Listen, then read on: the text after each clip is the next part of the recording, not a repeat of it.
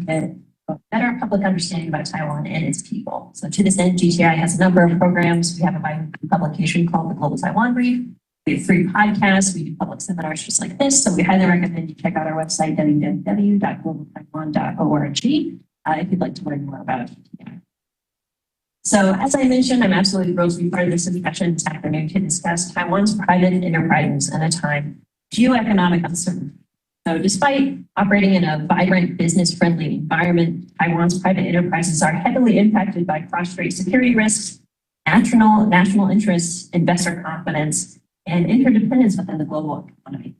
So as more Taiwanese businesses are shifting their focus from China to other regions, it has become increasingly crucial to determine the implications of internationalizing Taiwan's economy, as well as potential broader impacts on economic security. So today's discussion will pretty much go as such. We'll allow first our panelists to provide some brief remarks. We'll conduct a moderated discussion, and then we'll open the floor to audience Q&A. So if you're watching online, you can also submit your questions either in the YouTube chat on the stream. You can tweet us at Global Taiwan, or you can email them to our contact globaltaiwan.org. So we look forward to everyone participating in this discussion. So I'd like to begin actually by starting with one of our panelists to provide some context with what we're going to be talking about today. So we're going to start right here to my left. Catherine Tai is the Deputy Director for Asia of the Center for International Private Enterprise, or CIPE. She's responsible for overall program management, performance reporting, donor communication, and partnership management throughout Southeast Asia. This portfolio of projects focuses on partnering with business associations to strengthen the role of the private sector and mobilize local networks of small and medium enterprises for constructive policy reform. Previously, Kathy was a Senior Program Officer for East Asia at the Eurasia Foundation, where she provided technical assistance to civil society groups and designed new initiatives with local partners. She has a master's degree in public policy from the University of Maryland College Park and a BA in diplomacy from National Zhengzhou University. Taiwan. As such, I'd like to turn to Catherine to maybe review some of the geopolitical factors at play when discussing national private enterprises, specifically in the context of this issue. Thank you so much, Zoe. Thank you, Russell. Thank you, GTI, for organizing this fantastic event. It's really a pleasure to be here. So as a native Taiwan, when I heard that invitation coming from GTI, it's really hard to say no. I have strong, deep ties with Taiwan, love my heart. And when it comes to economic security, this is an issue that CIPE has been actually focusing on starting last year.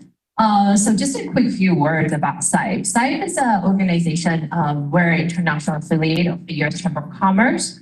And so we are an NGO. Basically, we do a lot of projects that's demand-driven, it's partner-led. And so our goal really is to try to address and respond to private sector's needs and challenges, and then trying to help and empower the private sector to promote market-oriented reforms. That's really our mission. So how does the economic security really comes to kind of our view? Really, it's because economic shocks. So for instance, the pandemic or, Ukraine-Russia war. So all of these economic shocks really could disrupt, not just the supply chain, but also, deprive people of employment opportunities, of, any sort of stable supply of goods. And so we are then paying more attention to this, but what really draw our attention to this topic is the strong demand and request from our partners from Europe, especially in the aftermath of the Lithuanian economic coercion incident. Next slide, please. So I already said a quick few words about CIPE, and then so next slide, please. So for years, China has played really the economic mind it has, and then it's leveraging its economic power to impose economic sanctions, plays into people's fear of lost economic opportunities. So it's either countries or firms, because of the strong, really massive market that China has. And then so economic coercion has been a tactic that China has been deployed from Norway, in the incidents of Liu Xiaobo's case, to Australia, to Taiwan, to the Philippines. Really, the list goes on and on and on. And so in really 2021, when Lithuania established the Taiwan Representative Office, in China's import and export custom record, Lithuania as a country basically just disappeared overnight. But what's really shocking, not just this, is really the use of secondary sanction through Germany. So because Lithuania exports a lot of automobile parts to Germany, and Germany relies China heavily as an export market, also as a manufacturing hub. So what happens is that the German companies that just couldn't clear custom in China. And so China used that as a leverage to pressure Lithuania to change its stance. And these sort of a secondary sanction tactic is what's shocked our partners in Central and Eastern Europe. And the reason for that is because a lot of times when we look at economic exposure of China, you look at the trade data, but the secondary sanction is not something that you can actually tell by the trade data that simple. So for instance, Germany and Central and Eastern Europe, so namely Slovakia, Czechia, Hungary, Poland, all these countries, they are very fully integrated with Germany when it comes to automobile industry. So these countries, their indirect exposure to China is actually 250 times higher than the trade data shows.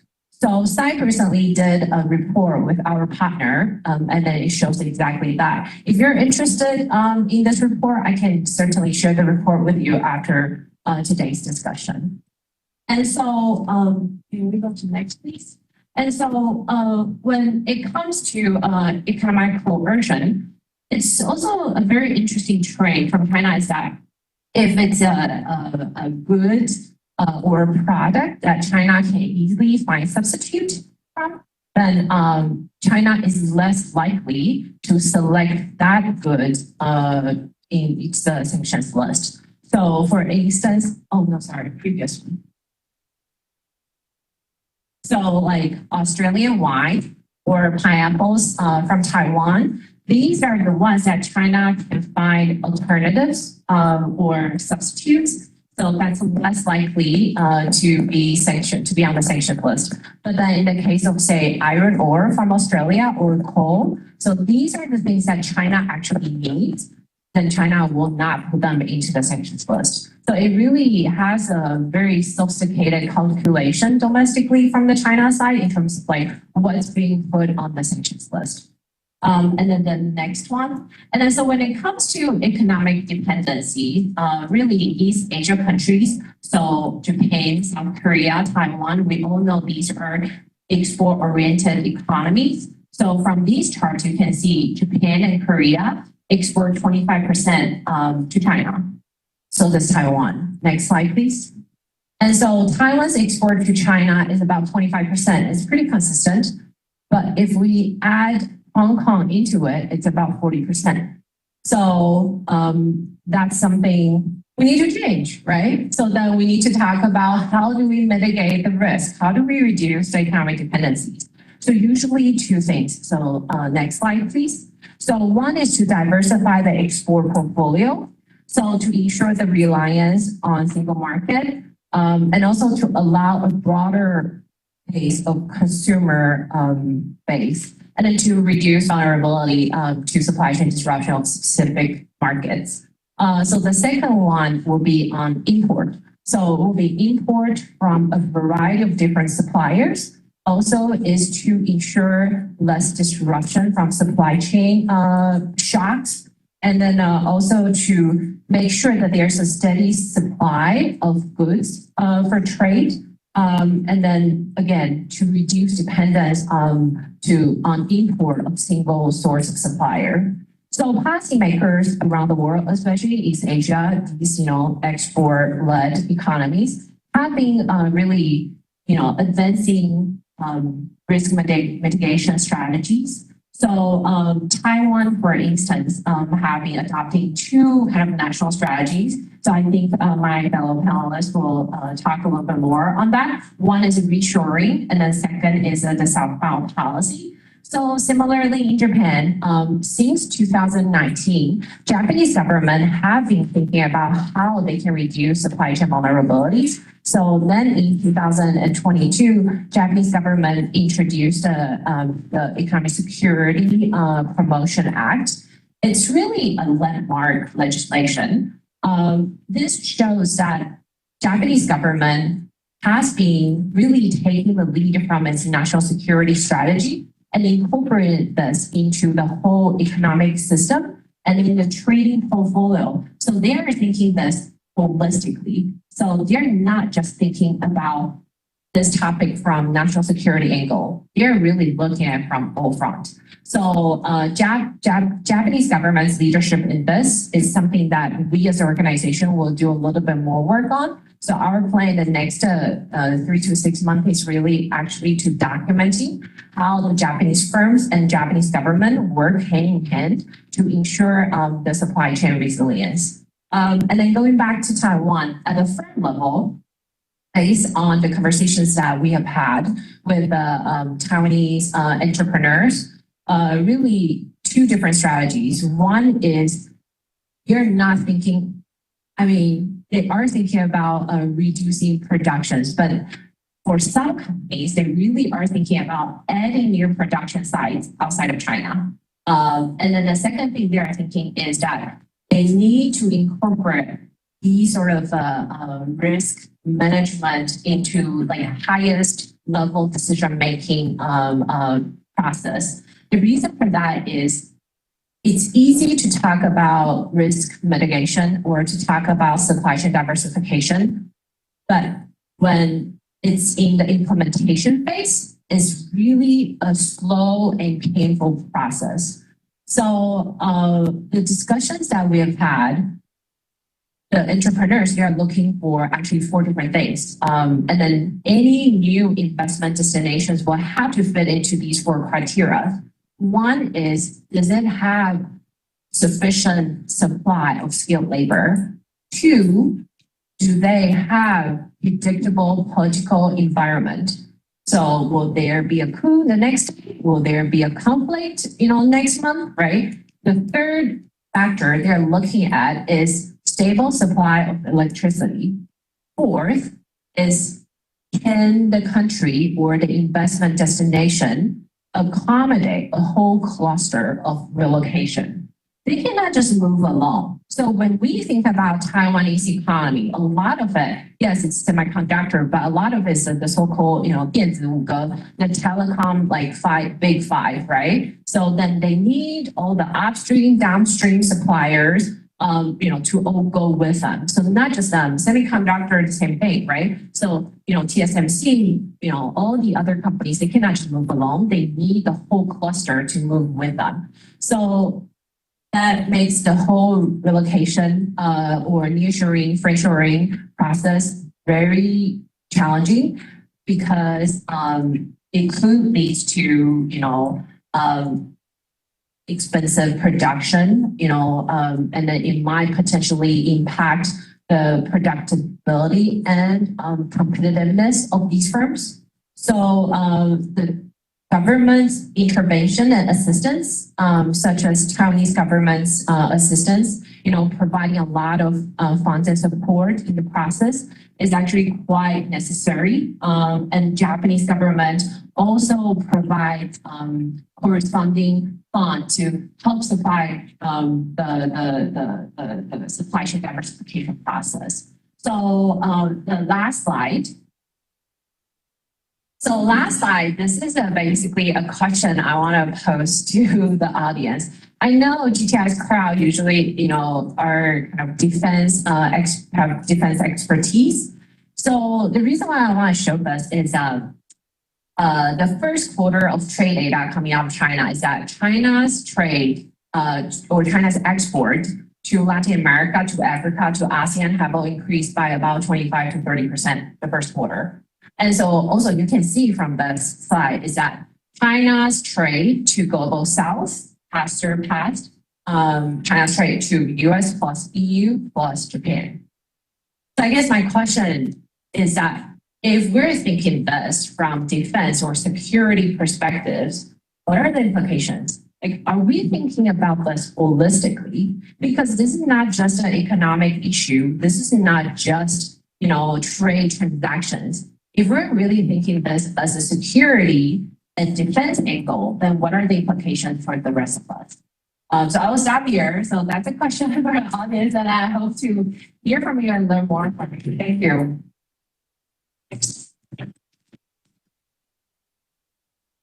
So thank you so much, Patty, and I'm glad you let us talk with that question because it leads us really nicely to your fellow panelists' comments here. You've laid a great foundation, so I'm actually going to hand it over to our next panelist here, Rupert Hammond-Chambers. So Rupert is the president of the U.S.-Taiwan Business Council, where he was elected vice president in 1998, president in 2000. So prior to 1994, he served as an associate for development at the Center for Security Policy and Defense and Foreign Policy think tank here in D.C. He also serves as a managing director at Bauer Group Asia. Hammond-Chambers is an expert on Taiwanese political and economic issues with a special focus on defense and security. He is also a member of the board of the Project 2049 Institute and a member of the National Committee on United States-China Relations. He holds a PA from Denison University. So Rupert, take it away. Thank you very much indeed. I think mostly if you draw a line between GTI, Project 2049 and USTVC, you'll capture most of the core of our community. Thank you to GTI for hosting this event, for including me today. It goes without saying, but it needs to be said nevertheless, that the quality of the work this organization does is enormously important for those of us who focus our efforts exclusively on Taiwan and help to, I hope, educate and inform the broader community of the importance of America's relationship with Taiwan and Taiwan's centrality in the world. I think just what I would like to do in my allotted time is just touch on a couple of wee things that I think are interrelated and make some obvious comments, then perhaps drill down and offer something that might be a bit more nuanced. I certainly take the position that the threat from China towards Taiwan is real. Okay, that's a fairly obvious statement. That's where I might deviate somewhat from some of the breathless coverage of the past couple of years is the imminence of an attack by China on Taiwan. I do not subscribe to that view. I do not intend to be cavalier about the threat from China. The Chinese are spending enormous quantities of natural resources on building out the People's Liberation Army and their capacity to project power. And I think that obviously is significant. But to me, at the moment anyway, the focus of their hard power is to underpin what they're doing in other areas. And in respect to Taiwan, I believe, to underpin a series of coercive actions and directions intended to pressure the Taiwan people into accepting a political arrangement on Beijing's terms without firing a missile or sending a ship or airplane into Taiwan's, in essence, fighting a whole war. From an economic standpoint, I think that is very much the tip of the spear. The intention of the Chinese, through their military actions at the moment, is both to improve the quality of their military and their ability to operate, to understand how they would necessarily be challenged by us, the Japanese, the Aussies, the Brits, and others, but also to place economic and political pressure on the people of Taiwan to maintain, indeed, to ratchet up when they feel like they have opportunities to do that, to create this impression of inevitability about an outcome. And if they can continue to maintain that, indeed to expand it, they believe they can force Taiwan in a moment in the foreseeable future, medium to long-term future, where Taiwan, I'll use the word, is forced into capitulation and the people on Taiwan move from a dynamic democracy into the grips of a belligerent totalitarian regime. That's the right time. But we're here to talk about what the economic ramifications are, and they're real. When we think about comments recently by people like Musk, Buffett, when we think about important government leaders, they're important in their own right. Forgive me, I don't mean to suggest they're not. We think about important government leaders like Janet Yellen, Secretary Raimondo. They have all made comments that play to the pressure that the Chinese are applying on Taiwan. Potentially, I'm not suggesting that they are cooperating with the Chinese directly in any way, shape, or form. But when they talk about Taiwan being a dangerous place to do business, they play in the same pool that PRC is attempting to create, the same atmospherics that the Chinese are attempting to create. Somebody I respect deeply pointed out to me just recently that when Buffett made his comment about divesting his company, Berkshire Hathaway, from TSMC stock, which is doing extremely well right now, for those of you who might hold it, congratulations. But that Buffett was basically making the point that he sees Apple as a company, but he sees TSMC as a country. I'll leave you with that thought. Actually, we can come back to it in our Q&A session. It's a very interesting observation, and I think a thread worth pulling on a wee bit. But nevertheless, across the economic sphere, outside of all, including all business sectors, outside of the defense sector, but that is a unique area of business in respect to engagement with Taiwan, we are seeing companies assess supply chain risk and how do they deal with it. Again, I would associate myself absolutely with those who say that decoupling is words right, ridiculous and unfeasible. It's not. We're not going to decouple from China and Taiwan. We're too embedded there. But there is certainly much that can be done to de-risk, and that fits neatly, I think, more broadly, certainly in the Western world, with a resurgence in neo-industrial policy, with a much stronger role being played by the governments of Western countries. I'll stick there if you don't mind. Western countries in industrial policy, and we can look no further than the Inflation Reduction Act. I'm not sure it did much to reduce inflation, but certainly the substance of the act is unquestionably industrial policy, and as with broad ramifications both for America's economy, but also our relationship with other countries as well, and trading blocs, in respect to the degree to which we're prioritizing our own economic and policy interests. So another suggestion I want to make to all of you in the next year, particularly in the run-up to next January's election, is that Mr. Musk and Buffett's and Yellen's and Raimondo's comments are simply going to be repeated by other voices. We've got an enormous now community of persons who are looking to participate actively in the issues surrounding Taiwan sovereignty and Taiwan's interests and how we necessarily deal with them. Jamie Dimon, I don't know if that name rings a bell to all of you, but he was weighing, we're going to see a lot of people, very smart people, most of them, weigh into this subject matter and offer up comments and thoughts that are going to ripple across our policy spectrum. And some won't have any impact, but some will. And they're going to cause anxiety, and they're going to even cause policy shifts. For the purposes of this point, they're going to cause anxiety in the crucible of Taiwan's general election and legislative elections in the run up to January. And then we're going to pivot right into our own general election here in the United States. And surely China and Taiwan policy are going to be central to any foreign policy, national security, and economic discussion the United States has about who we should elect as our next president. So, brace for that. I think we're going to see more of it. How much time do I have left? So if we dovetail into trade policy, so we've got this weight down, this pressure on Taiwan right now. Indeed, on the not just on Taiwan. I think let's broaden it out a wee bit. I think it's on the U.S.-Taiwan economic relationship because we're bound together inexorably. Semiconductors, as was mentioned earlier, is an excellent example. But as also was mentioned earlier, it's not the only one. Taiwan's economy is broader than just chips, although that is certainly very central. Countries can step in and offer a counterweight by engaging in trade policy.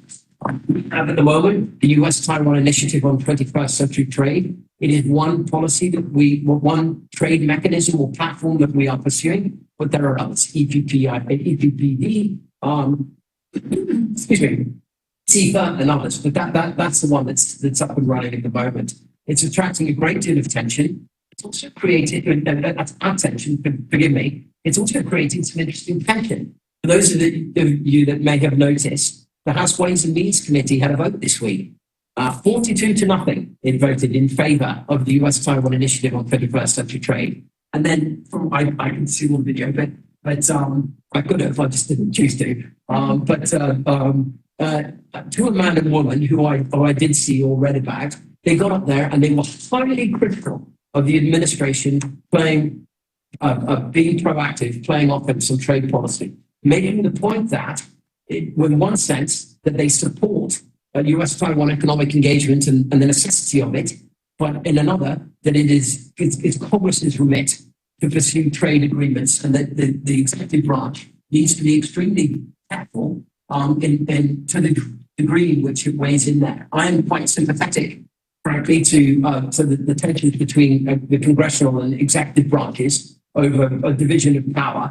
You will all have your own views about executive authority. But I do think in this instance, it teases out very nicely the tension here between the absence in the states of a cohesive policy that Republicans and Democrats can support to 50+1, and a really extraordinary level of support now within the totality of America's political system for this country's relationship with Taiwan, and the degree to which we as a country are prepared to push forward and support Taiwan, even if it bumps up against parochial political interests like the tricky issues surrounding trade and how trade plays domestically here in the United States. So I like it. I think it very much fits with the position the US-Taiwan Business Council has been taking. And I'm going to reach a bit here, but again, perhaps we can get into it a wee bit in the Q&A, that in the absence of a cohesive set of trade priorities for the United States to present to the world and engage on, which would require congressional oversight and passage, perhaps there's an opportunity with Taiwan and what we're doing with Taiwan to create that to create that consensus between enough Republicans and Democrats, initially with Taiwan, and then potentially to leave a template of priorities and policies that could be used in engaging other critical trading partners. Just a thought, but certainly one worth having. Couple more minutes and then I'll wrap up.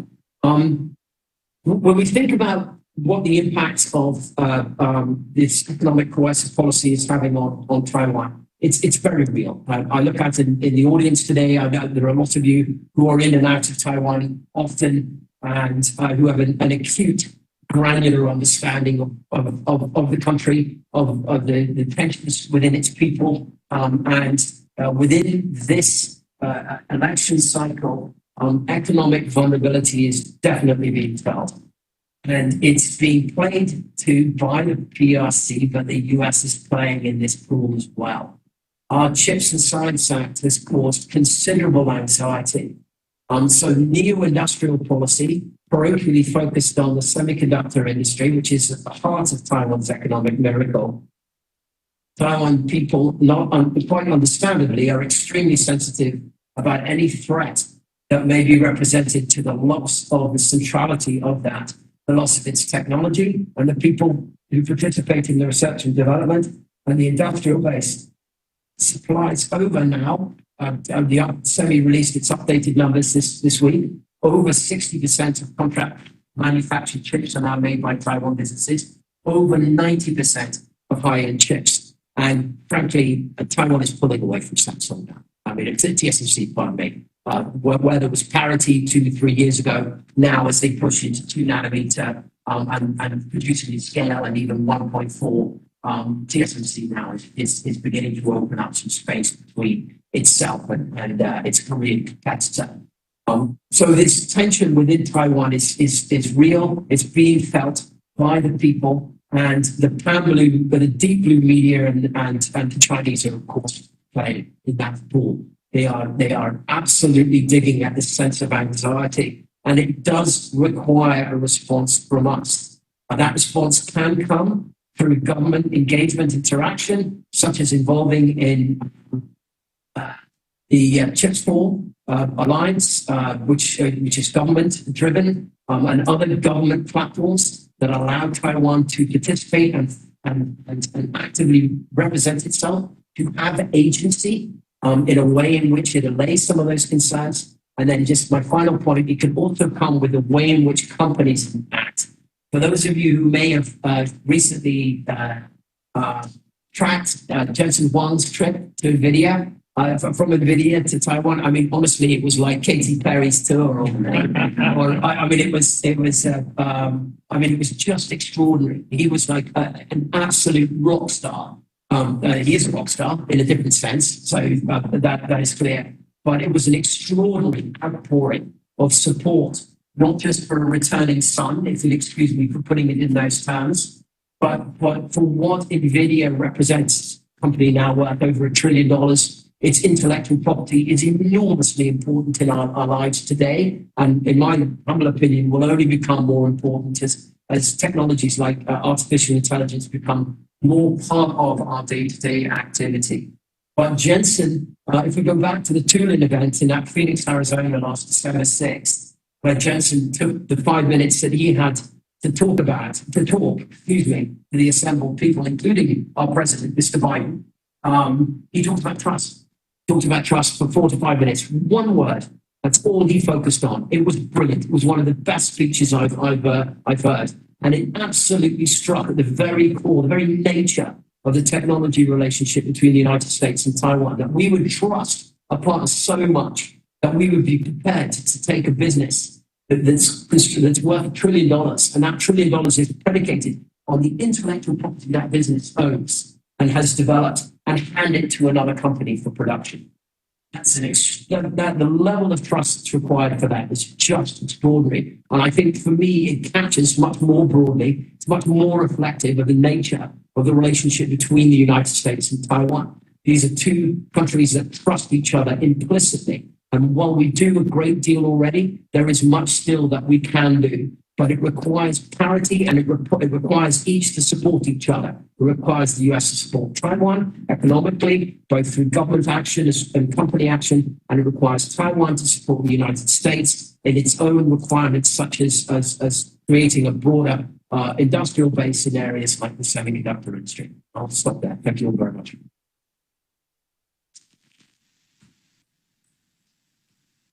Excellent. Thank you so much. You've really given us a lot to discuss, Rupert, so I appreciate it. And I especially appreciate, you really hashing out the connections between national security and economic security, which is really central to what we're discussing today. I would say a perspective that we're somewhat missing in this conversation, we've already outlined it very well, provided a great foundation, is of course what's happening on the ground in Taiwan when it comes to what are entrepreneurs in Taiwan thinking, those looking to go abroad and those coming to Taiwan to set up shop. So in order to provide this perspective, I'm super excited to welcome David Chang, who is joining us all the way from Taiwan, Taipei, visiting us here in DC. So David is the founder and secretary general of Crossroads, which is an NGO in Taiwan that provides education, networking opportunities, consulting to Taiwanese entrepreneurs looking to expand their business abroad, as well as international companies and individuals looking to set up shop in Taiwan. Chang is also the CEO and founder of WordCore, an online translation platform. Prior to his work at WordCore and Crossroads, David worked as the branch director for America Works of New Jersey, a legislative aide for New York State Senator, and a senior paralegal for Gilbert and Sackman. Having once described communication as the Achilles heel of Taiwan, Chang uses his positions to improve Taiwan's connection with the international community through translation business. He graduated with a Bachelor of Arts from UC Santa Barbara. So, David? Thank you so much, Zoe. You guys hear it? Thank you. Better. Thank you so much, Zoe, for the introduction. And it's a deep honor and privilege to be invited to today's event to speak and honorable colleagues today. The two speakers before me introduced, laid a great foundation for what I'm going to be talking about. My name is David Chang. I'm the Secretary General and founder of Crossroads. We're a nonprofit organization. It's officially registered 3 years ago, but our work stretches back 5 years. I've been living in Taiwan for 12 years already, and kind of very carefully observing the aspect of Taiwan's internationalization. From our definition of internationalization is how to make Taiwan a much more diverse and inclusive place for foreign entrepreneurs and talent. Taiwan is indeed at a crossroads as far as its relationship with the international community. Taiwan, since 3 years ago, since 2021, Taiwan has started declining its population. And by 2025, National Development Council has projected that Taiwan will become a super aged population by then, which meaning that more than 20% of its population will be 65 years and older. By 2041, the elderly population is expected to increase to 41%, which would cause, of course, a strong burden on economic development, as well as raise risks on national security as well. It shift, of course, economic development towards care of elderly. And of course, we're already starting to feel effects. On a January 2019 report, NDC released a report saying that 78% of employers in Taiwan are already feeling the talent shortage of talent, especially in sales, IT personnel, engineers. And it's already starting to feel the effects of this. So the question right now is, what is Taiwan's relationship with its own immigration community? What would it, if we're, this is a phenomenon that's going around the world, especially in industrialized countries. It has to do with shifting cultural values, priorities in family rearing, child rearing, on personal independence. And it doesn't seem like this trend will change anytime. So Taiwan is inevitably facing the pressing question, how are we going to establish a healthy environment for talent circulation? Which meaning from different stages of talent circulation, from attraction of talent, what is going to attract people to come to Taiwan in the first place? What are the immigration avenues? Number two is the retention part of it. What will have people stay? What are the career development opportunities? What will, is it entrepreneurship? What is the ecosystem for startups? Entrepreneurship in Taiwan? That is also the question. And the third part of it is actually including retention part is also integration. When foreign employees go there to Taiwan, are they feeling that this is actually something that they have a long-term life in Taiwan? Will they be viewed eventually after 10, 20, 30 years? Are they going to be viewed as part of the community or always be seen as kind of separate from the community? These are all questions and issues that are needing to be tackled. And especially given Taiwan's diverse history, colonial history, even now it's continuing conversation discourse about what exactly is the Taiwanese national identity. It's very understandable that conversations about immigration and integration are difficult. It requires lots of time and it requires lots of soul searching, particularly given a very diverse and colonial history that Taiwan has. So with this said, we also have a very pressing geopolitical situation. And with anything with talent circulation, without population growth, any policies and programs will require time. The question is what's Taiwan's timeline look like right now? And how we can effectively have some programs that play to Taiwan's strengths and advantages as far as attracting talent, and seeing what we can work from there. But it'll also require a lot of political will, political courage, and also long-term thinking, strategizing as far as Taiwan policymakers. I will throw out a few kind of just to give an overall kind of view of the environment. Right now, as of the end of 2022, the total Taiwan population stands at around close to 23.3 million. with the total immigrant population of around 805,000 people, making up approximately only 3.4%, 3.46% of the entire population. Drawing from official statistics from the Ministry of Labor, around 725,000 immigrants are categorized as migrant laborers and caretakers, which makes up around 90.1% of the immigrant population and 3.1% of the entire Taiwan population. From that, we can mathematically deduce that white collar or so-called foreign professional population stands at less than 79,000 people, making up less than 9.9% of the entire immigrant population and less than 0.3% of the entire Taiwanese population. So and keep in mind, a majority of these white collar foreign professionals actually comprise of English teachers. Not necessarily because that's their actual profession, but because the easiest path of immigrating and residing in Taiwan, working out of Taiwan, is to simply say, hey, I'm from an English-speaking country. I will be an English teacher and work out of a Bushiban or another class, and that's their way of taking up residing in Taiwan. So the question right now is, with such a high migrant population, what exactly is this relationship? Especially now that in last year, National Development Council Minister Kong also announced that we need to attract 400,000 immigrants in 10 years. How exactly are we going to do that? And even drawing from our experiences, looking at, and again, during the pandemic, we've had an influx of immigrants of high-level so-called talents coming in through the gold card due to the pandemic. As probably many of you know in the room, Taiwan was, doing very well during the pandemic, attracted a lot of people seeking refuge from the COVID-19 pandemic, and people used the unemployment gold card program to come into the country.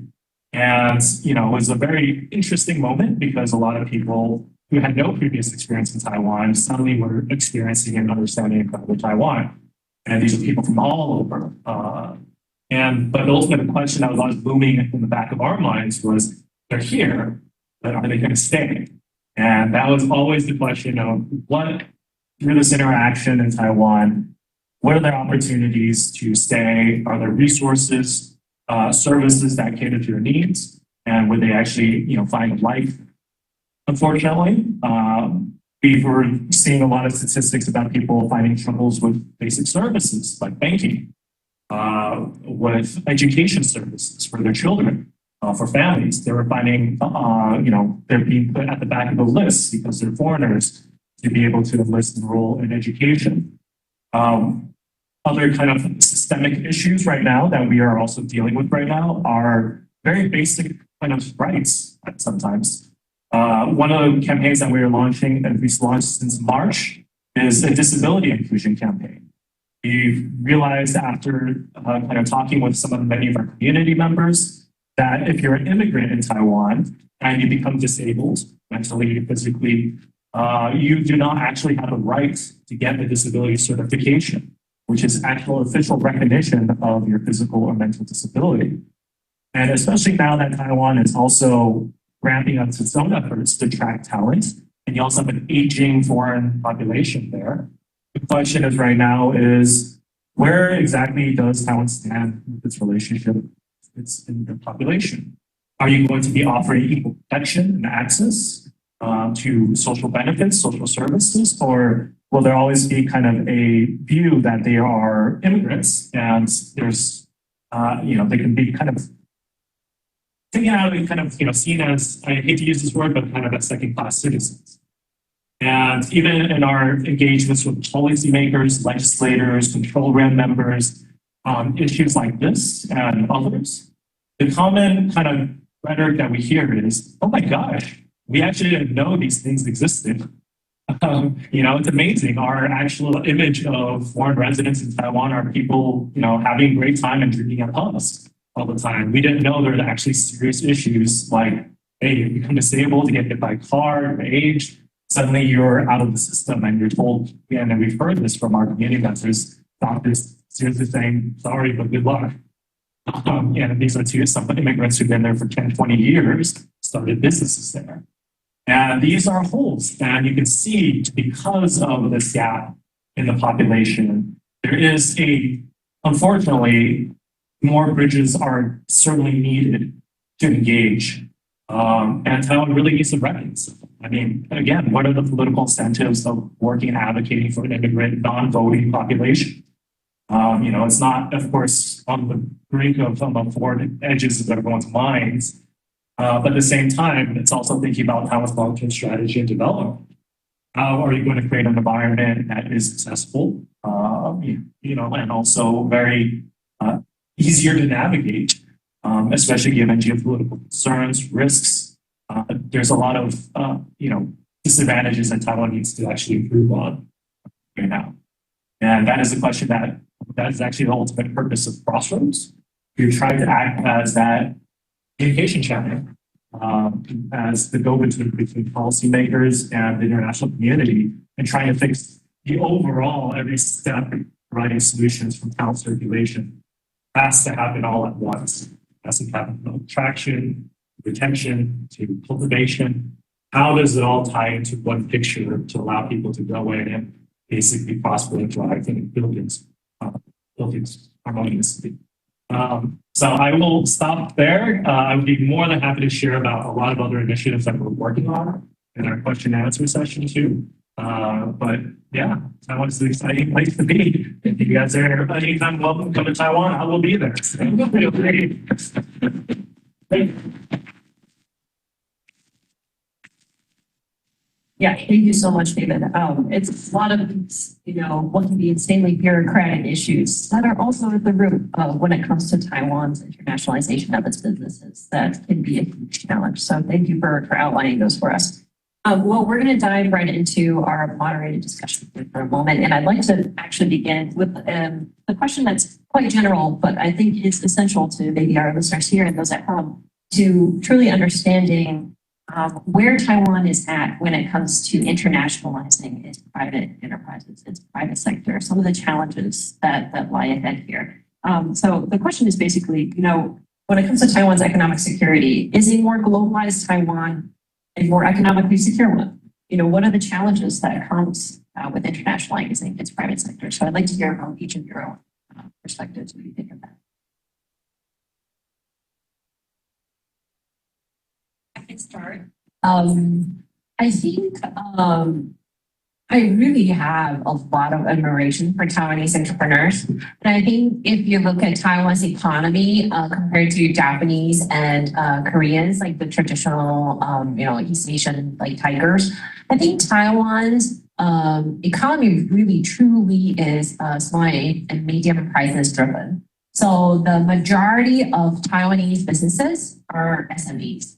That really has contributed so significantly to Taiwan's more inclusive and sustainable economic growth. Like when you go to Taiwan, the Gini equality is so low, like the lowest throughout Asia, really. So I really attribute a lot to this very dynamic and diverse, very equitable kind of economic structure.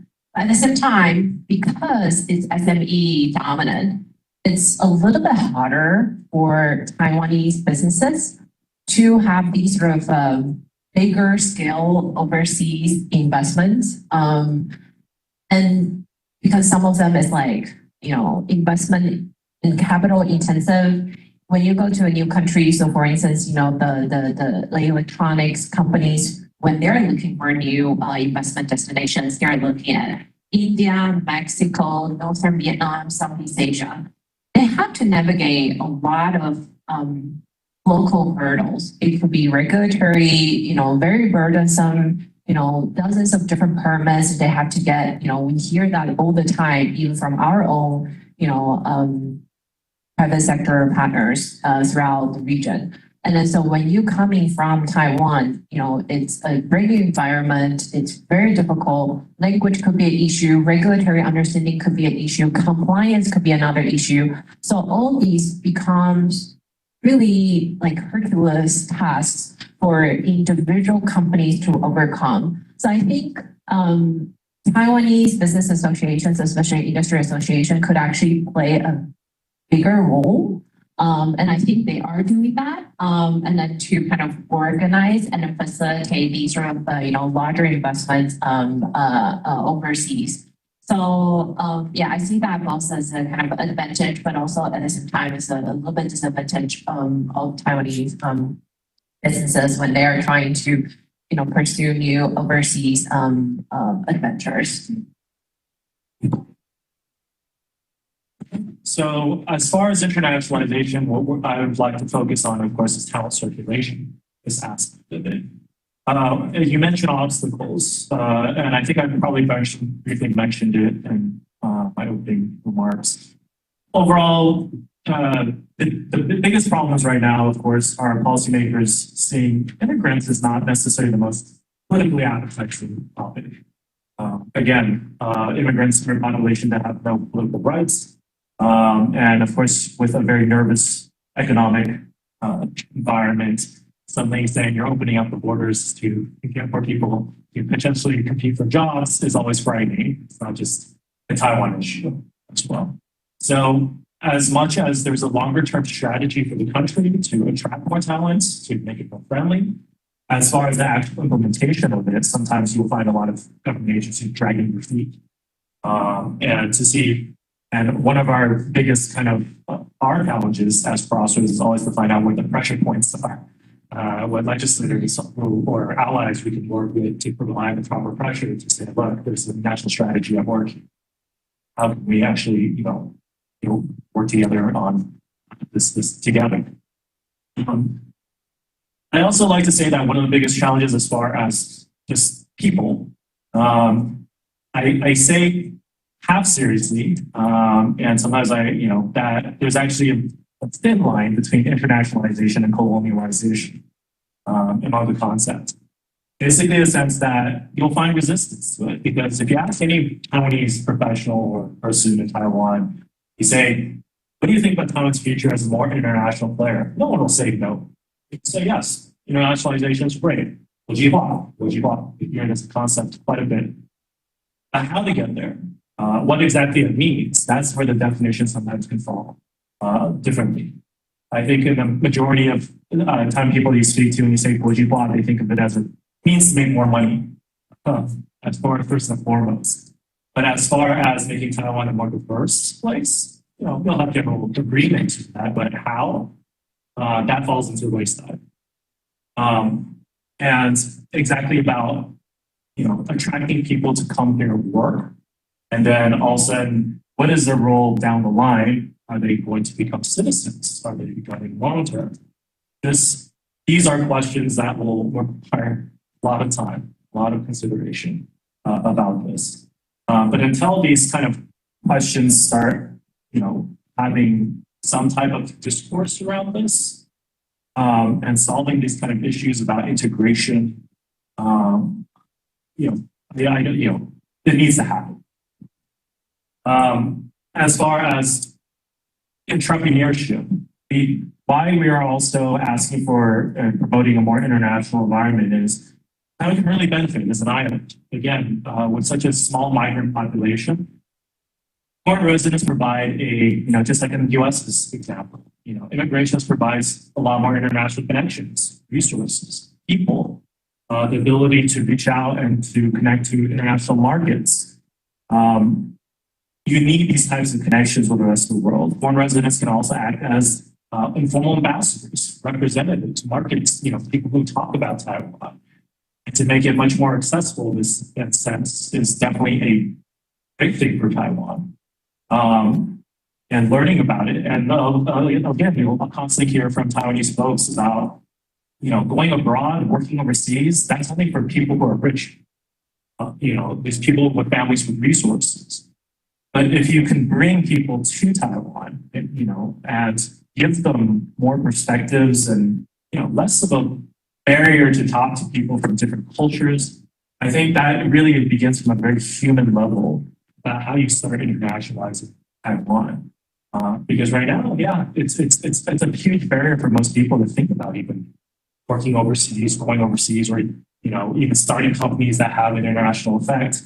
Or impact international markets. Hey, speaking English to someone is already something that's cause for cold sweats about people, from general public. So how to make this more familiar, more an environment that is already starting to, cultivate talents who are more at ease with people from the national community. I think that's a longer term strategy that Taiwan needs to be thinking about. Yeah, sorry. I'll start there. There's a tension, I think, in this question. In one sense, you'll find a few economies in the world more internationalized than Taiwan. That I think is very much specific to the technology community, where, not surprisingly, there are few global barriers and boundaries towards the free exchange of goods, people, to make that all take. However, like many countries, Taiwan also has a fairly thick parochial streak to it, and that can manifest itself in its economy as well. Parochial interests, commercial interests, but also they're somewhat driven by, or are driven by, Taiwan's political isolation. I think that the financial community is an excellent example of this. Taiwan's financial community continues to underperform. Indeed, my entire career, I can remember government after government talking about the necessity to merge the banks, to internationalize the financial community, to provide a better financial environment for the very persons that David was citing, to encourage to come to Taiwan. It's incredibly difficult to come to Taiwan and get a credit card, go for the bank account. It really is. It's not easy.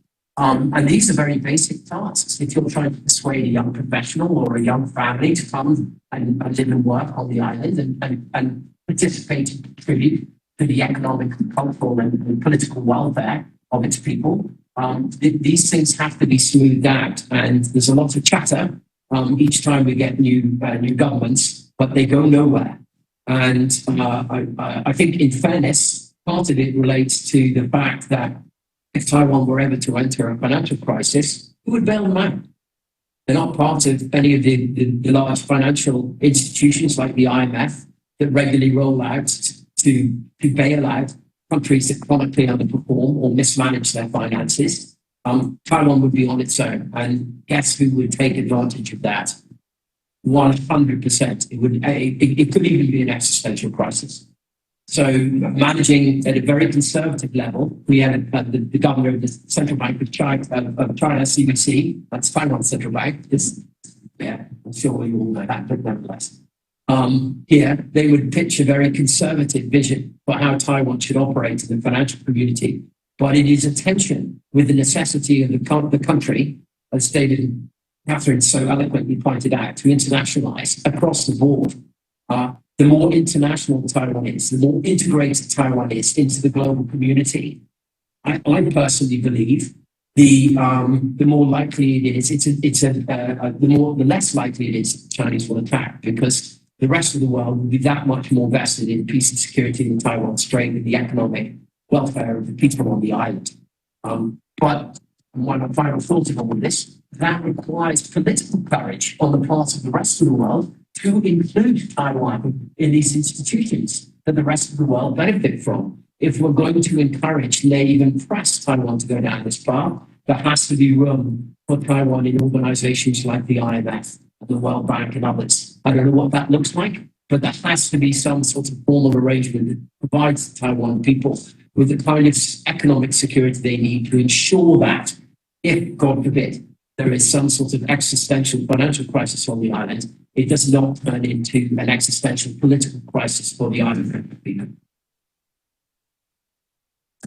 So all great points. Thank you all so much for highlighting how these are challenges on every level, truly. So I really appreciate all of your comments. Kind of going off of something that Catherine, you mentioned in your presentation at the very beginning. We talk about China's economic coercion of not only Taiwan, but countries throughout the world. And my question for this is, when it comes to Taiwan's private enterprises, what role do they play in mitigating any sort of economic coercion from China? And what does it look like when policy includes, the wills of private enterprises? What role do they play in policy making when it comes to that as well?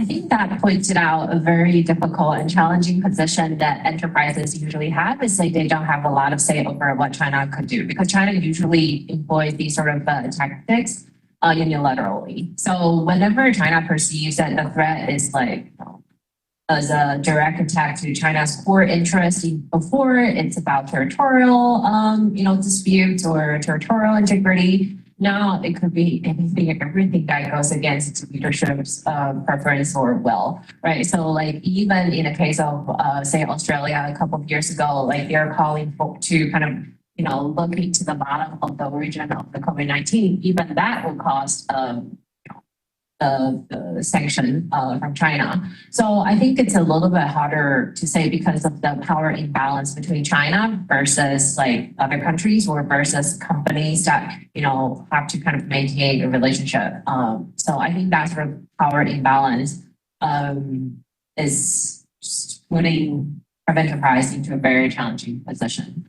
But in terms of like what countries can do, I think one is, and companies as well, one is increasing the awareness, like just to kind of understand mapping out your supply chain and to see really how vulnerable you are. I think a lot of times, especially when it comes to Chinese companies, not just Taiwanese, to be fair, a lot of companies, they actually do not really know how vulnerable they are directly, indirectly. So I think first is like understanding kind of really the risks. So that's why I think government leadership is actually quite important. So in this case, going back to the case about Japan, so the economic security legislation, when it was first introduced, private sector was also at loss. Like, how do we even comply? Like, can we get more clarification? And we have more like public-private dialogue to really understand what the government wants from us. But then over time, I think the clarification, the dialogue, the persuasion from the government side, everything kind of trickled down. And so you started to see companies like Mitsubishi, Fujitsu, Suntory, they started to establish units within their corporations, like economic security units. They also created positions like chief, supply chain risk officer or chief strategy officer, positions like that, to really making sure that they are in compliance with their own law, to better understand the risk exposure they have. So I think this is why we're having this discussion, because I think in general the awareness of the exposure should be there and should be more discussed. And then two is, in the end of the day, we're in a very interconnected world.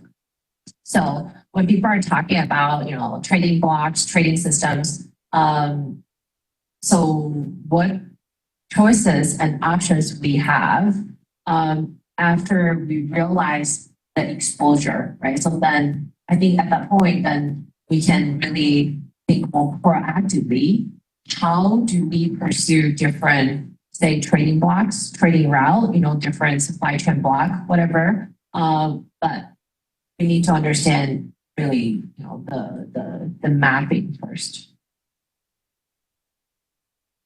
Excellent points. Thank you so much. I'd like to move on to something you mentioned, Rupert, actually during your presentation as well. It's kind of the role of the United States in all this. Last week, the American Chamber of Commerce in Taiwan, published their 2023 white paper, which, among other things, recommended, a series of reforms for Washington, to boost the bilateral business exchange between Taiwan and the United States, of which including, passing the taxation agreement, as well as continuing negotiations under the current 21st Century Trade Initiative.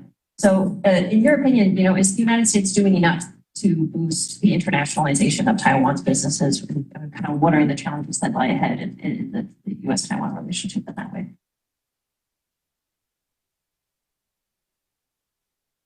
Well, yes, thank you. It's a super question. I think, again, it depends on whose responsibility you think it is to boost Taiwan's participation. If we're talking about as a matter of government policy, I think post 2017, and the election of Mr. Trump and the shift in China policy, the bipartisan shift in China policy from accommodationist to realist. We have gathered momentum in respect to how we assess our interests with Taiwan from a government-to-government standpoint. I think there's a great deal that still needs to be done. I think we are now in a permissive environment. I mean, we're now in a permissive environment in respect to Taiwan and to American policy with Taiwan. That is terrific. For those of us who've been doing this a wee while, we know what a non-permissive environment looks like. It's hard, very, very hard to make progress. So Mr. Biden's government and Mr. Trump's government prior to both sought ways to expand America's relationship with Taiwan in the security realm, of course, to address the imbalance in the defense relationship between Taiwan and China, to bolster Taiwan's defense, and to mobilize our own forces as well as our friends and allies in the region. Excellent, most needed, but also economically. But that's almost harder, candidly, even with all the resources we expend on national security, however you determine that. The parochial interests of a country's economy can get in the way of national security interests with other countries. And I sort of touched on that a wee bit when I talked about the Ways and Means vote. I really do think I really encourage you all to keep a close eye on what's going on in Congress in respect to economic relations, because I do think increasingly what we're seeing is that tension. You've got this extraordinary support across the board for our relationship with Taiwan. Absolutely focusing in on Taiwan's importance in of itself, not as a subset of China. Gosh, all of us, let's really try and move those apart so we can have proper conversations about national interest with Taiwan, not defer to China always in these discussions.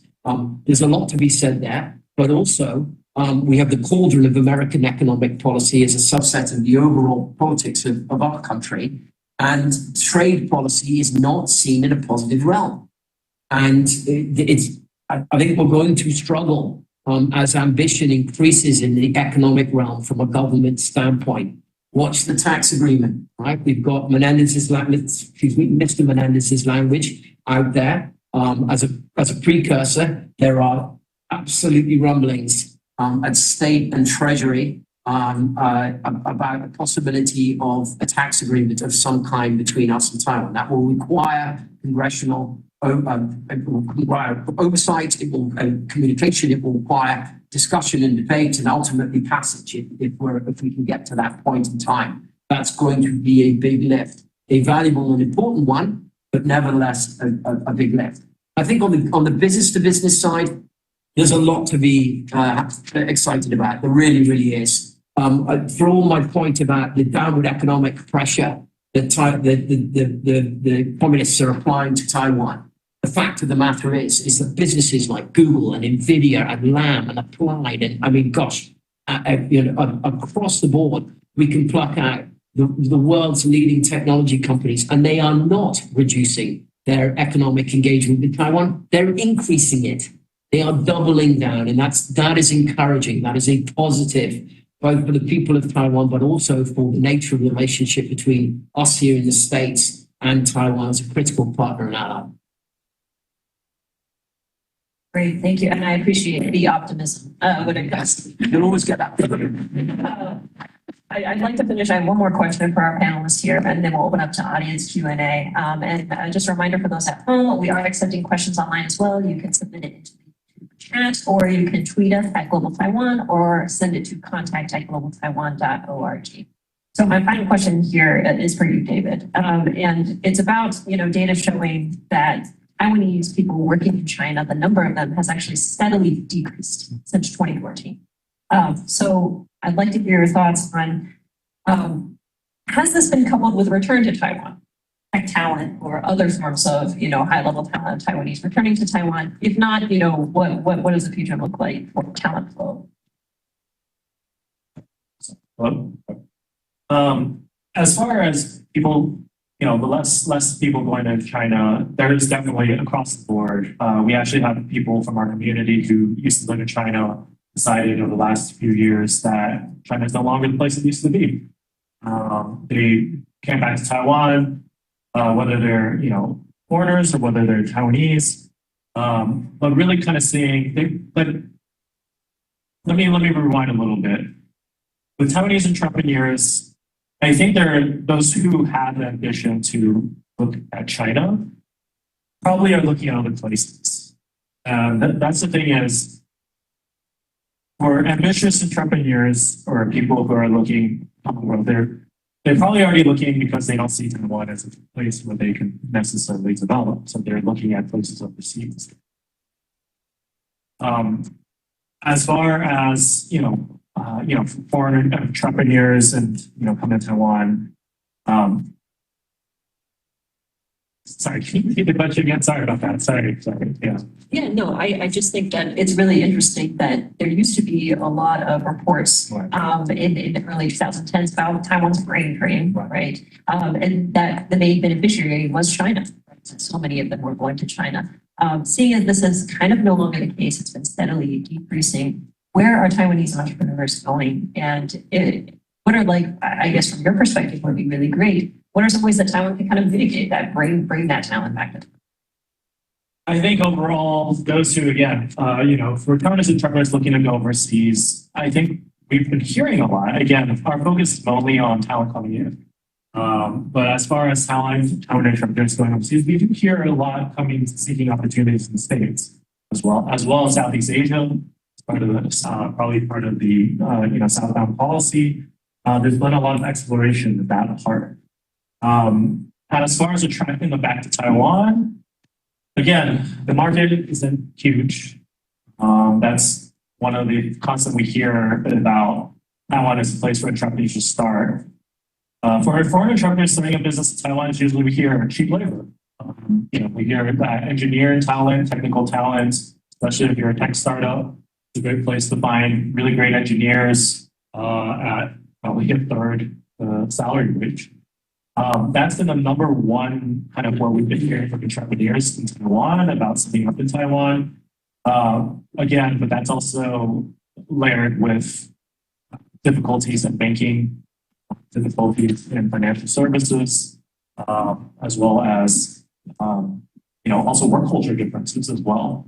Working with Taiwanese staff and employees requires an understanding of their work culture, which is definitely tends to be much more instructional based. I don't know a better way of putting it, but kind of rather than having to manage something, but basically have to give them very strict instructions about what to do.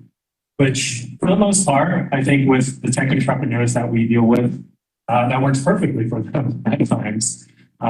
So that's just some of the challenges and obstacles that we see.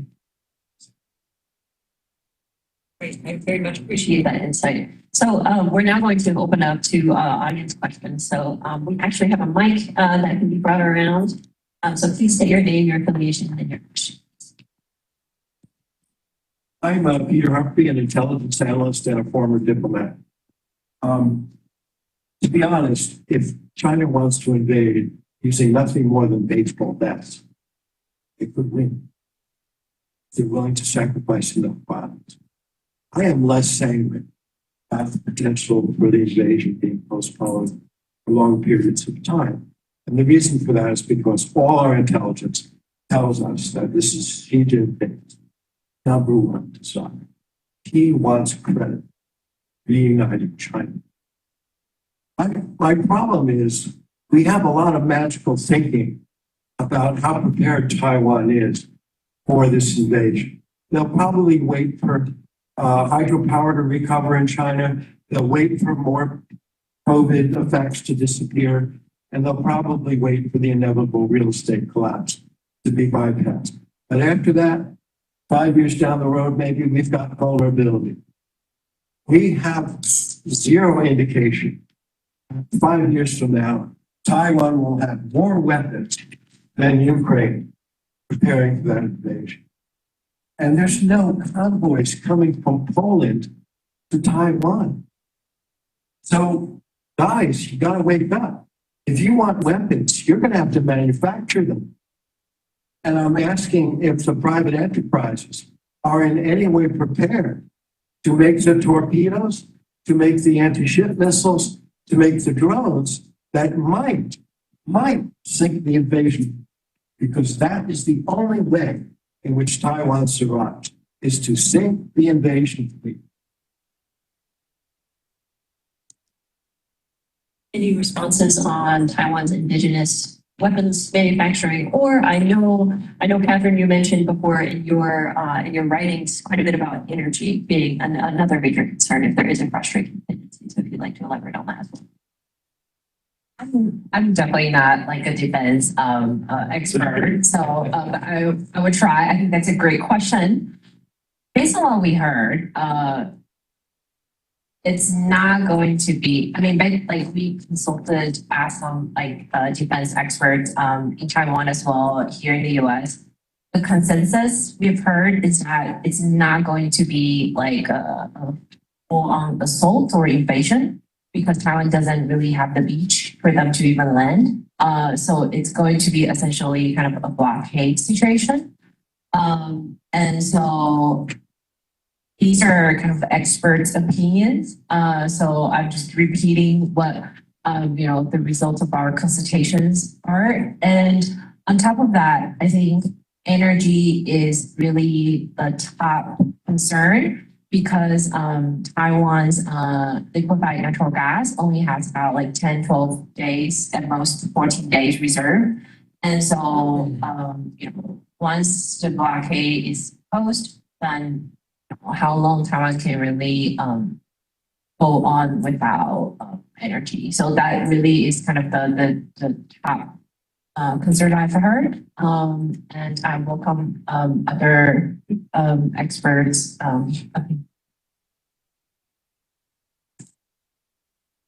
Well, I would quibble with you that China coming across the strait with baseball bats would win. Or the apples and oranges comparison between Ukraine and Taiwan. They're very different situations. As to whether or not Taiwan has a domestic defense industry, it does. It has. It's primarily run through the Zhongshan Institute in Taiwan County, where they produce at volume Xiongfeng 2 and Xiongfeng 3 missiles. Those are anti-ship and cruise missiles, but they do have significant domestic capabilities, and also significant cooperation with U.S. defense companies, building up domestic capabilities as well as helping them purchase and integrate platforms and systems that they procure from the rest of the world.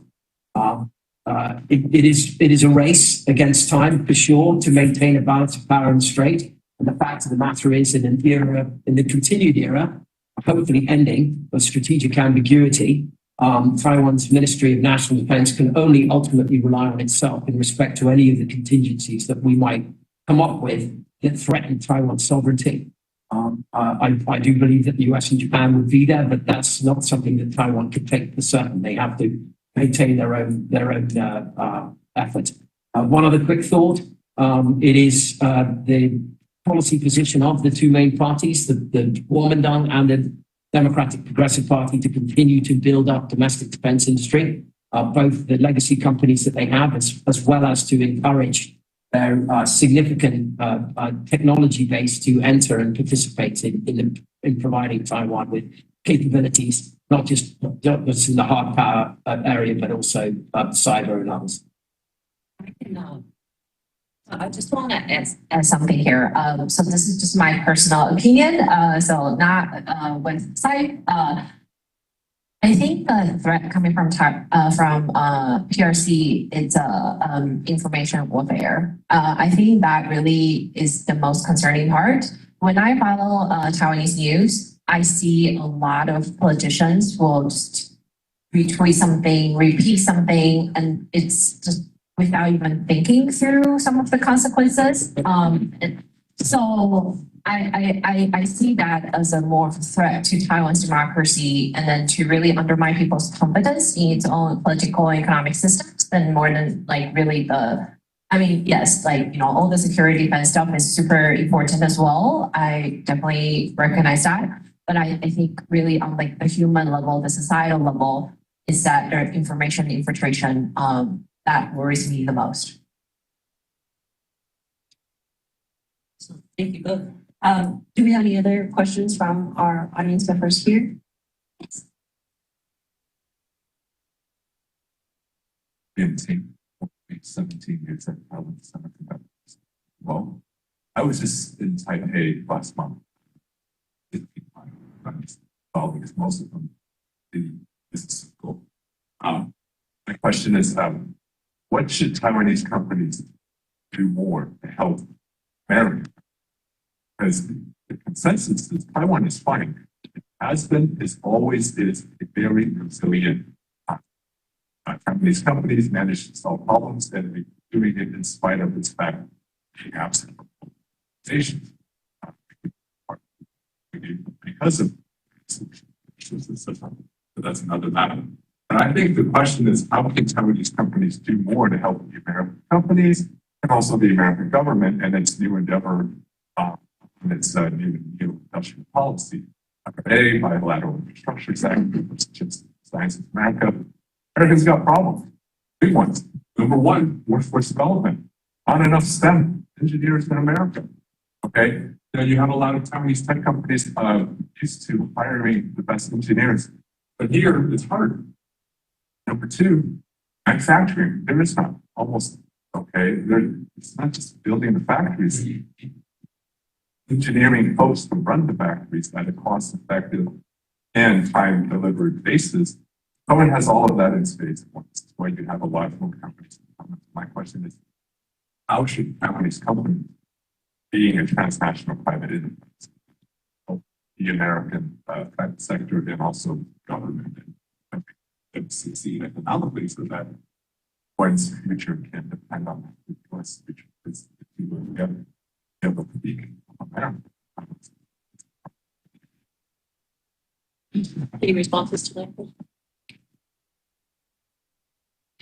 Okay, sure. I'll just have a start quickly. To answer the question, and another excellent question.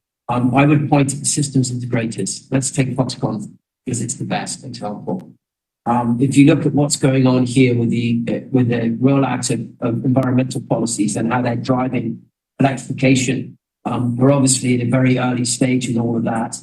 But look at what Foxconn is doing in respect to creating common platform. I think I would argue that as time progresses, we're going to get increasingly used to buying vehicles that are Apple branded vehicles, Google branded vehicles with operating systems where the software looks more like this than it does in the cars that we have at the moment, where there's very basic stuff.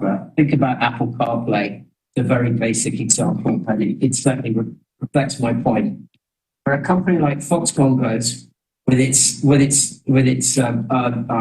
supply chain, as opposed to the legacy supply chain that automobile industries have. It's totally different. If you look at Tesla's supply chain as opposed to GM's supply chain, they're apples, they're black and white in difference. Of course, you know this very well.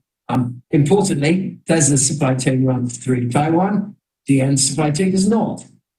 So the technology infrastructure that comes with the supply chain and the clustering that comes around the systems integrators is hugely important ramifications for economies. It helps economies evolve and gravitate from where they are now into where they need to be to handle the next big set of opportunities. It helps in educating the workforce. I absolutely agree with your point about STEM.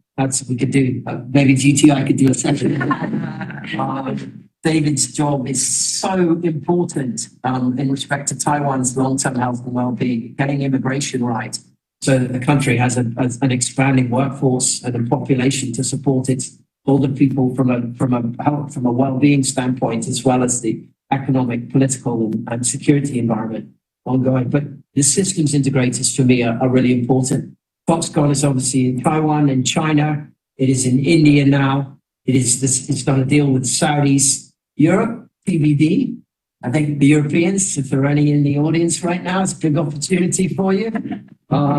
to attract a company like Foxconn and have them start to set up their ecosystem? So anyway, I love the question. I think there's a lot there we could really dive into, but I'm sure my colleagues on the panel have other thoughts. So we completely agree with you. That's basically echo what our conversation with the Taiwanese entrepreneurs, especially in the semiconductor industry. They share the same comments and concerns you have because, for instance, when TSMC moved to Arizona, it cannot just be one company, right? So it has to move the whole cluster. But then there's energy issue, there's water issue, there's talent issues, there's labor regulation issues, right? So it's really a whole set of challenges that we just have to kind of take both sides and multiple stakeholders to work them out. Yes, thank you both. I would be interested to see how it plays out with a bunch of political science majors talking about STEM, but we can definitely. I think we have time for one more question. Thank you. Rupert, I'd like to hear anything good about NVIDIA. I just bought a share of stock yesterday, so I hopefully everything's going well. Not a lot of money, don't worry, but I know David kind of touched on this. This is such a really interesting question about the issues with sort of internationalization that Taiwanese companies are facing. And I know you talked about some of the issues that Taiwanese companies are facing in Taiwan, or just issues in Taiwan. What sort of immigrants, like how are they going to be treated? What are their standards? Analysts have talked a lot about cultural discrepancies. And just preface, I might trash American culture just a little bit, but there's a lot of articles about TSMC has talked about these difficulties, how Taiwanese people have a lot of they take a lot of pride in their work, and they sort of just they're really like they take initiative and they're always trying to help. And TSMC has found that when they come to America, they found that sometimes Americans sort of question orders more. They complain a little bit more. And I would think that this is sort of like a microcosm of like a larger problem of sort of when you go abroad, how do you deal with those kind of cultural discrepancies, especially vis-a-vis hard work. So if the panelists have anything to say about that, I'd love to hear it. That's a great question. One of the things I also like to talk about my experiences in Taiwan, because I grew up in the US. We went back 12 years ago. Very key thing, and essentially something my parents always say, is that in Eastern culture, you're kind of taught how to listen. Listen, scope the room, know your role, and speak only when spoken to, or know, time's right. Whereas in Western culture, as we all know, we're encouraged to speak up and express our opinions. The more you express, the more you prove your value. So there's a very different spectrum as far as how you apply to a business, a company, an organization. It's definitely creates a lot of differences in how work culture, work structure, how companies are run. It creates big discrepancies on this part. So a lot of people from our community, foreigners who made the skip from English teacher, perhaps their job, are still reporting a lot of difficulties and adjusting, especially those who probably have trouble or haven't been able to pick up Chinese, learning it. And even if they do, they're usually seen in a company as kind of like, okay, well, listen to instructions. Don't speak up when the boss is speaking. If you do, people probably, give you an eye. And this, of course, causes some type of kind of differences in how people work together in these types. So work culture is definitely a huge factor in how people feel like they will be able to stay in Taiwan long term. They might do it. They might see, think about Taiwan as a place, but during this time, we've had lots of people going through this, what we call the revolving door of Taiwan. Very high talent people trying their best to fit into kind of the work culture. But they're succeeding. Not everyone, I'm not, again, being optimistic. China's awesome. There are people who do succeed. They find it, they do integrate. But for the most part, especially those coming from an American culture background, this is not something that they really feel like they can stomach for, let's say, 20, 30 years of their career. And constantly feeling also there's also certain barriers to career development, being the foreigner in the group. Also, as far as kind of going into work expectations, dealing with suddenly overtime, unpaid overtime, constantly every day, being relegated to suddenly becoming the English consultant or translator suddenly, even though it wasn't in their job description. So a lot of differences kind of in how people can feel. And this is something that probably won't change. Let's not expect change in how company work culture. That's not going to change anytime. What we're looking at as far as solutions right now is how do you create an environment where people can come, introduce new ideas and resources, and create new jobs, create new models, so that people can exchange and people can also understand, okay, this company does it different. But there's also models that we can learn from. Their employees perhaps are working 40 hours a week, somehow getting off work early, but they are still an effective and efficient company. Maybe there's something to be said about that. That's how culture changes. You have to have models, you have to have things that improve themselves, and that this requires time. So it's preeminently important to have this talent circulation flow. You need new people, new models, new ideas, new drivers, new job creators to really start changing that culture. And that's how we're looking at it too. And also the other factor is education. I cautiously put out there that the Taiwanese traditional education system is very unique. Well, it's not very unique. It's a system that's kind of like a factory line for accounting, the way it's structured. You take tests, you're standardized, you're expected to memorize, and then you take a test, see how well you do, and then so on. And your major in college or university is defined for you, and that's basically where you're going to go. And it very is much a factory line of assembling talent. And then there's also reflected in the kind of work that you see in Taiwan. Now, I'm happy to say over the last few years, experimental education is also a field that's being talked about. There's more and more loosening up on experimental education. This is also a field that we're working on. And we're exploring ways of also trying to get the foreign community involved. How do you build engagement in the education system? And through public school systems or private school, you need to insert international perspectives, diverse perspectives into the system. The question is, how do you do it? What are the most best ways of doing it? Now we're talking about the Bilingual 2030 initiative. Everyone probably familiar with it. The English raise national levels of English proficiency and accessibility. Boy, there's a lot of resistance because there's a lot of anxiety from teachers, school administrators. Like, how do you inject these foreigners or English teaching and curriculum into the public education system? There's a lot of fears about job security, anxiety. How do you change the curriculum? How well they can do this, and these are all very understandable. So there's a lot of questions about implementation, execution, and how you can get more people from diverse communities involved in curriculum teaching without shaking up too much of the existing system. I think that's the biggest challenge right now. The bilingual initiative. Thank you so much, David, and thank you so much to all of our panelists today. Please join me in